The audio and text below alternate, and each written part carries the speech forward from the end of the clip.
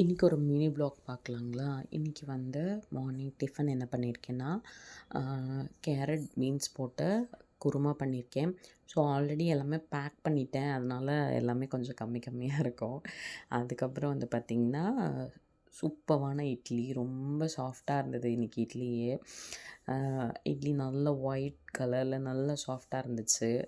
அதுக்கப்புறம் வந்து white rice மதியத்துக்கு.